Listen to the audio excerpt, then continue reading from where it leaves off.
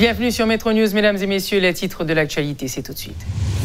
Le président Jovenel Moïse multiplie les rencontres avec les acteurs politiques en vue de la nomination d'un nouveau Premier ministre et la formation d'un nouveau gouvernement. Éric Jean-Baptiste du RDNP, Clarence Renoir d'Unir Haïti, Edgar Leblanc de l'OPL, ainsi que les représentants de la plateforme Vérité et d'autres organisations figurent sur la liste des acteurs politiques qui ont déjà rencontré le chef de l'État. Les partis politiques de l'opposition radicale opposent une fin de non-recevoir à l'invitation au dialogue du président haïtien Jovenel Moïse. Les dirigeants de Petite-Dessalines, du secteur dit démocratique et populaire, et Famille-Lavalas ont signifié leur refus de participer à un dialogue ou de s'impliquer dans la formation du prochain gouvernement. Et puis 10 migrants haïtiens ont péri lors du naufrage de leur embarcation de fortune au large des îles Turks and Caicos. 14 survivants ont été secourus. Le chef de l'État haïtien Jovenel Moïse s'est résolu à prendre en charge la préparation du dialogue national. M. Jude Charles Faustin, conseiller du chef de l'État, a révélé que le président Moïse joue pieds et mains afin de rencontrer les chefs de file de l'opposition radicale, dont l'ex-président Jean-Bertrand Aristide, l'ex-sénateur Moïse Jean-Charles et maître André Michel. Il s'agit de l'aile dure de l'opposition qui ne cesse de réclamer la démission du chef de l'État. M. Faustin a déploré que l'ex-président Aristide n'ait pas accepté de recevoir la correspondance du chef de l'État. En réaction, la coordonnatrice de Famille-Lavalas, Maryse Narcisse, a indiqué que son parti ne reconnaît pas ce qu'elle qualifie de coup d'État électoral qui a permis l'accession de M. Moïse à la première magistrature de l'État. Le parti préconise le départ du chef de l'État et la formation d'un gouvernement de transition sur 3 ans. M. Moïse avait au cours des dernières semaines réalisé des pas dans la bonne direction après ses rencontres avec les ex-présidents Boniface Alexandre et Joslerme Privert. M. Moïse n'entend pas lâcher prise et s'est entretenu le jeudi 28 mars 2019 avec le coordonnateur général du RDNP, Éric Jean-Baptiste. Le dialogue national semble être une des priorités de Jovenel Moïse qui doit dans le même temps nommer un Premier ministre. C'est une véritable course contre la montre pour le chef de l'État qui doit faire en sorte de ratifier son gouvernement et voter le budget dans les 30 jours afin d'obtenir le prêt confessionnel de 229 millions de dollars du Fonds monétaire international FMI. Les partis politiques de l'opposition radicale opposent donc une fin de non-recevoir à l'invitation au dialogue du président haïtien Jovenel Moïse. Le chef de l'État, qui a pris en charge de réaliser les consultations préalables au dialogue national, n'a pu faire mieux que l'ex-premier ministre Jean-Henri Séan. Les dirigeants de Petite-Dessalines, du secteur dit démocratique et populaire, et Famille-Lavalas ont signifié leur refus de participer à un dialogue ou de s'impliquer dans la formation du prochain gouvernement. La correspondance du chef du cabinet du président haïtien, à l'ex-sénateur Moïse Jean-Charles, et aux responsables du secteur démocratique faisait allusion à une rencontre en vue de la formation du prochain gouvernement. Le chef de file de Petite-Dessalines, Moïse Jean-Charles, réitère sa détermination à œuvrer dans le cadre de la formule de Tabula Rasa. Son action vise à obtenir la démission du chef de l'État et de tous les législateurs. De l'avis de M. Jean-Charles, la formation de gouvernement n'est pas de nature à résoudre la crise politique. Pour sa part, maître André Michel explique que le secteur démocratique n'est pas intéressé à la formation du prochain gouvernement. Nous ne sommes pas des demandeurs d'emploi, a-t-il laissé entendre. Le dialogue doit se faire autour de la démission de Jovenel Moïse, autour de la nécessité de créer les conditions nécessaires pour la réalisation du procès Petro-Caribé. Le dialogue doit se faire pour conduire le pays dans une conférence nationale haïtienne souveraine susceptible de faire émerger un nouveau projet de société. Famille-Lavalas préconise également le départ de Jovenel Moïse et la formation d'un gouvernement de transition sur 3 ans. Les cadavres de plus d'une dizaine de compatriotes ont été retrouvés hier dimanche 31 mars 2019 au large des îles Turks and Caicos suite à un naufrage d'une embarcation de fortune qui transportait des migrants haïtiens. 33 migrants se trouvaient à bord de cette embarcation de fortune, rapportent les autorités des îles Turks and Caicos. 14 survivants ont été secourus. Les autorités policières ont constaté 10 cas de décès et 9 personnes étaient portées disparues. Le juge Kebro Zamor préconise un amendement de la Constitution par voie référendaire. Invité ce lundi à la rubrique Le Point, le magistrat a estimé que le Parlement était trop contesté pour se livrer à un tel exercice sans soulever des doutes.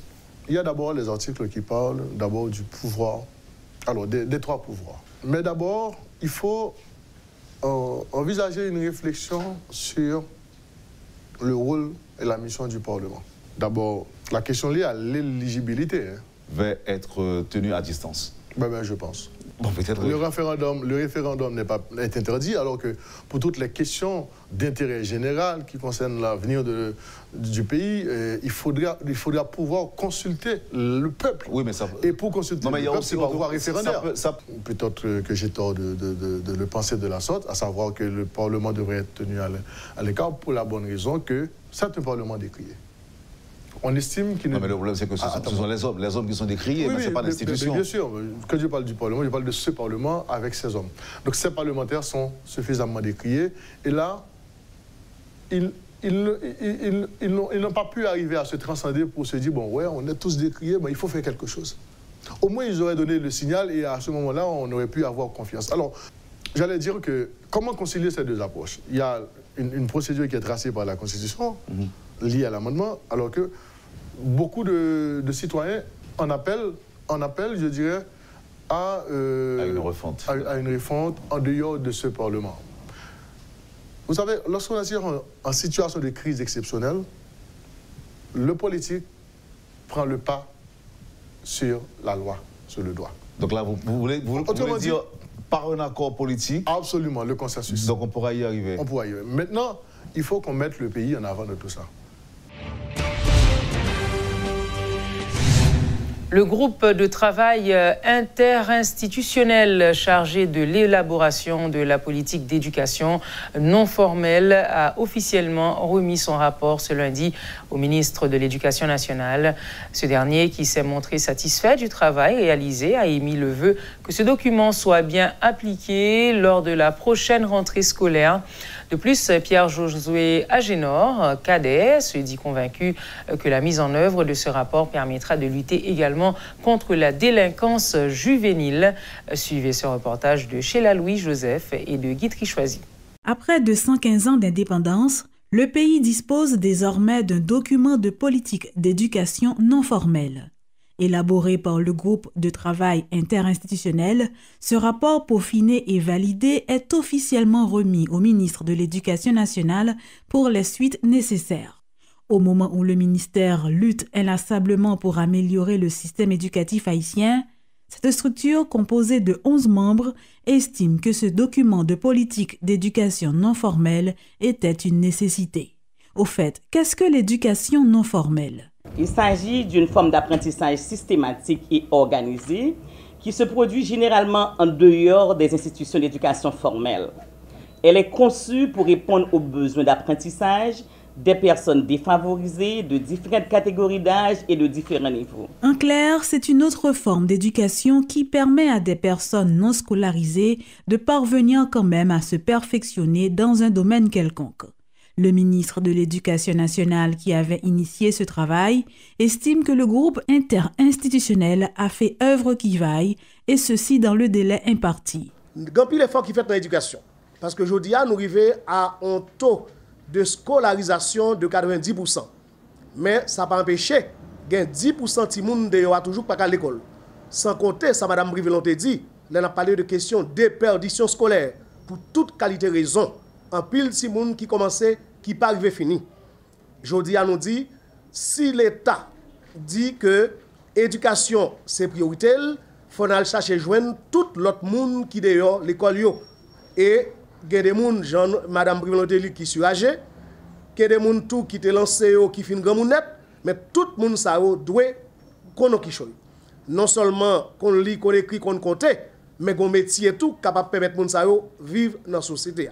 Mis à part permettre à cette catégorie de se créer une place dans la société haïtienne, Pierre Josué Agénor Cadet se réjouit déjà d'autres retombées positives de l'éducation non formelle sur le phénomène de la délinquance juvénile ou encore sur le banditisme. C'est sûr et certain que l'IPRAL réduit ou même fait disparaître banditisme là. Parce que très souvent, les gens qui bandit, qui ça fait le bandit? Il n'y a pas de la fait. Les gens n'ont pas de pour le faire. Donc, ils peuvent faire n'importe quoi. Et nous pouvons aider les jeunes, et moins jeunes, et même vieux tout. Parce que les plus forts, c'est les gens qui étaient oisifs. À ce propos, le ministre de l'Éducation nationale se dit convaincu. La mise en œuvre de cette politique d'éducation non formelle est fixée à la prochaine rentrée scolaire. Le centre hospitalier Grace Children a organisé ce lundi une journée porte ouverte, une activité visant à mieux faire connaître l'institution. Entre la journée mondiale de la tuberculose, le 24 mars, et celle de la santé, le 7 avril, les responsables de Grace Children Hospital ont jugé nécessaire de mettre l'emphase sur la tuberculose. Même après la disparition de certaines formes graves de la maladie, elle représente encore un problème de santé publique, selon la directrice de l'hôpital, l'ancienne ministre de la Santé publique, le docteur Josette Bijoux. Cette journée se veut également le début d'une campagne de sensibilisation, tant pour les autorités que pour la population. Parce que tuberculose, c'est un problème, j'en ai dit là, un problème de santé publique dans le pays. Et un problème de santé publique fait pour adresser pour l'importance. Nous trouvons que l'État haïtien pas bail tuberculose, attention que le t'a mérité. Pour quelle raison nous dit?